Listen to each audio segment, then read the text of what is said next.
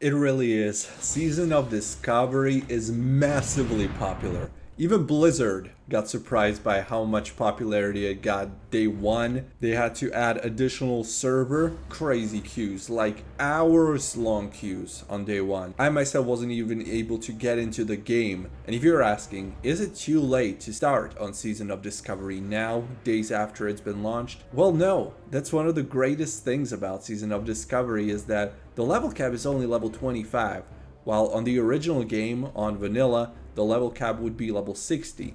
So there's so much less effort, time put into leveling, since there's literally, 45 levels less? Wait, 25, 30, 35 levels less. And leveling gets harder and harder, so it's the easiest 25 levels you have to go through. So when I was deciding should I jump in, I was like, this is the easiest time I'm ever gonna have in this game, reaching max level. Now let's face it, the majority of the community, World of Warcraft players that have been playing this game since the start, are in their early 30s on average. We don't want to spend 20 hours a day just playing the game, grinding for gear and levels like we used to. And I don't honestly think that most of the players playing Season of Discovery are new players. It's mostly all the people that have always played the game for at least several years, if not even since vanilla. And that's another great thing. Season of Discovery is really like 90%, 80 to 90% of the old game that we all love. But at the same time,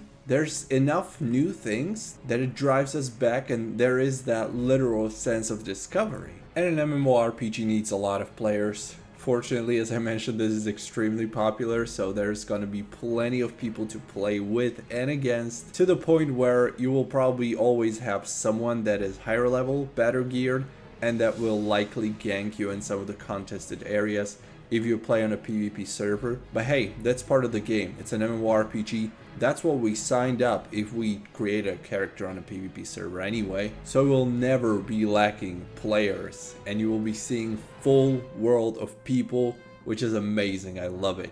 The question is, will it stay this way? Will the population keep playing on Season of Discovery? Well, yes, as long as there's something new to discover, and that's up to Blizzard. Classes are a lot more fun. As soon as you're like level 3 or 4, you get your first rune, and that means an extra new spell for your class. And so there's also a little bit more customization, a little more buttons to press, and possibilities of what you can do with your class, and that's just great to see. Yo, and I would almost forget to mention, one of the greatest things about it is that you don't need to pay for expansion. The one thing you need to play on the official Classic Plus Season of Discovery is the monthly subscription, which is only 13 euros, which isn't really that much. I'm living in a semi-third world country, and 13 euros you make in like 1 to 2 hours working in an average job, so it's not that big of a deal. And for how much fun this gives you, the potential, the several hours monthly that most people will end up playing on Season of Discovery, I think it's 100% worth it. And even if that 13 euros would be wasted and you would cancel your subscription after the first month, I think it's still 100% worth trying. One more reason that I wanted to mention is that the servers are global between EU and NA. So I've been told, but I still haven't seen an official announcement confirming this. And when I try adding my best friend from America in my friends list, San Medina, check out his channel by the way, great content. I click on add friend and it says player not found. That sounds like it's not global, because I'm in EU. So have you guys seen an article, an announcement confirming whether it's global or not between NA and EU servers? Let me know in the comments, please. And of course, people love fresh servers. Why? Because they're not behind. That is, at least for the few initial hours when the server launches.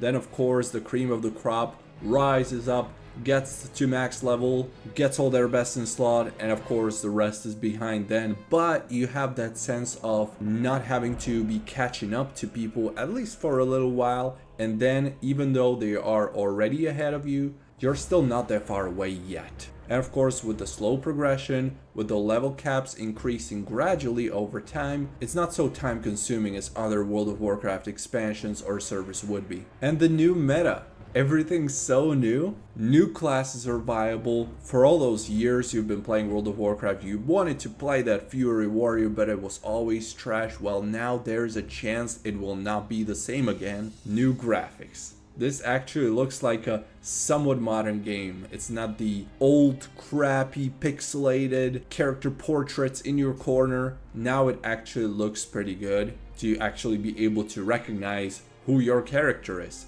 Is it body 1 or body 2? Male or female for the boomers? Can it be too popular though? Aren't there too many players doing the same quest, killing the same mobs?